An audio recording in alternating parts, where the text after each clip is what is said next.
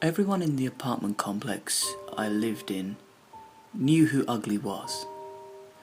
Ugly was the resident tomcat. Ugly loved three things in this world: fighting, eating garbage, and, shall we say, love. The combination of these things, combined with a life spent outside, had their effect on Ugly. To start with, he had only one eye, and where the other one should have been was a hole. He was also missing his ear on the same side. His left foot appeared to have been badly broken at one time, and had healed at an unnatural angle, making him look like he was always turning the corner.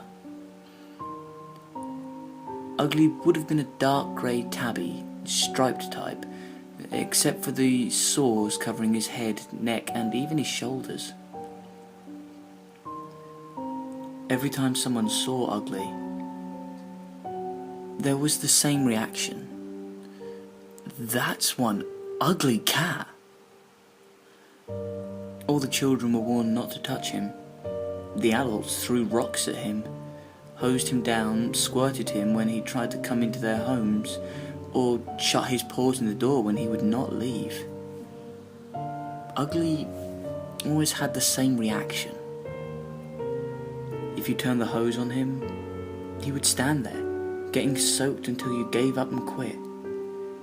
If you threw things at him, he would curl his lanky body around your feet in forgiveness.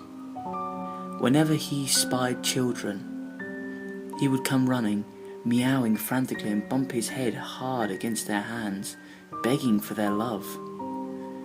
If you ever picked him up, he would immediately start suckling on your shirt, earring, whatever he could find. One day, Ugly shared his love with the neighbour's dog.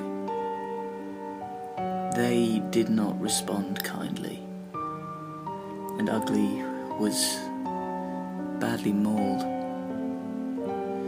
I tried to rush to his aid. By the time I got there, it was apparent Ugly's sad life was almost at an end. As I picked him up and tried to carry him home, I could hear him wheezing and gasping, and could feel him struggling. I must have been hurting him terribly, I thought. And then I felt a familiar tugging, sucking sensation on my ear.